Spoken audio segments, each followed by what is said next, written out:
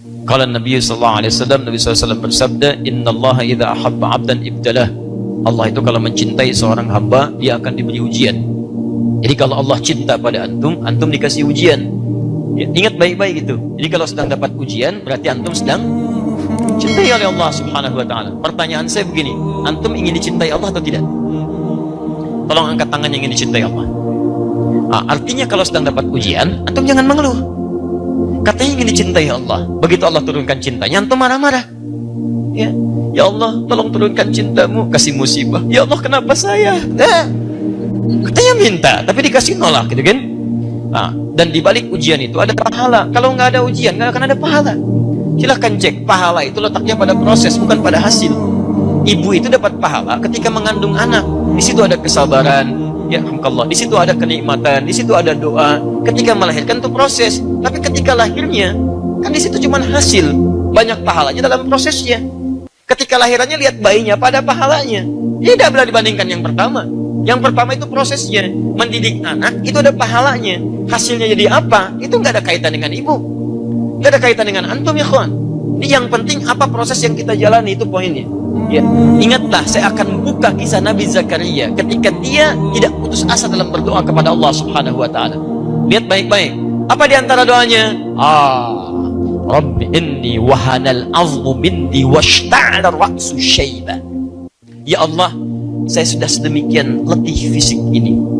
Fisik sudah letih dan rambut sudah memutih, menyala. Ya, dilukiskan dalam balaghah menyala. Karena kalau antum jalan malam-malam, antumnya hitam, rambutnya putih, nyala, gitu kan? Ya, keadaannya terang, maksudnya sudah beruban. Ini saya rambut sudah memutih, fisik sudah letih, tapi sampai saat ini orang mengatakan saya mustahil punya keturunan. Dan yang lebih dahsyat, ini masih biasa. Nabi Zakaria lain, istrinya, maaf ibu, divonis monopos dan mandul. Istri divonis secara medis monopos dan mandul. Suami secara klinis sudah letih fisik, rambut memutih. Pertanyaan saya, secara medis masih mungkin nggak punya keturunan? Tidak. Tapi yang hebat, walam akum bidu'aika rabbi syaqiyya. Semua mengatakan saya nggak akan pernah punya keturunan, tapi saya tidak pernah putus harapan kepadamu yang tidak punya batas dalam pemberian.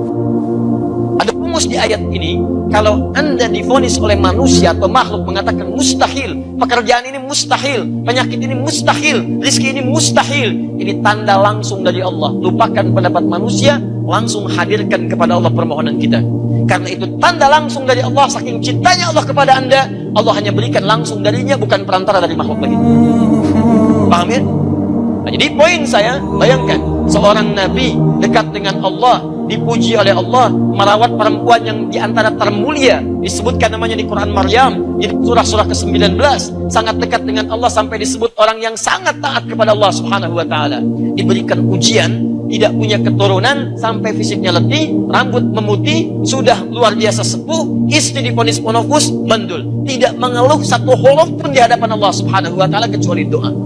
Anda pasangan masih muda, nabi bukan, rasul bukan, tidak merawat seorang perempuan mulia, tidak ada surah turun dengan nama istri anda, tidak ada ayat Quran turun dengan nama anda, kedekatan anda jauh dibandingkan Nabi Zakaria kepada Allah Subhanahu wa taala, dan anda baru 6 tahun. Tidak layak kita mengeluh di hadapan Allah Subhanahu wa taala. Makanya nanti ada rahasia di Quran di surah Al-Anbiya. Nanti setelah sampai hafalan kita ke situ, saya buka bagian dari rahasianya. Allah kisahkan kisah-kisah di masa lalu Nabi sampai kalangan orang saleh, kemudian dibuka di ujung ayatnya. Indah, yang paling indah. Jika Anda mengalami persoalan serupa seperti ini, amalkan amalan ini, maka niscaya saya berikan yang seperti saya berikan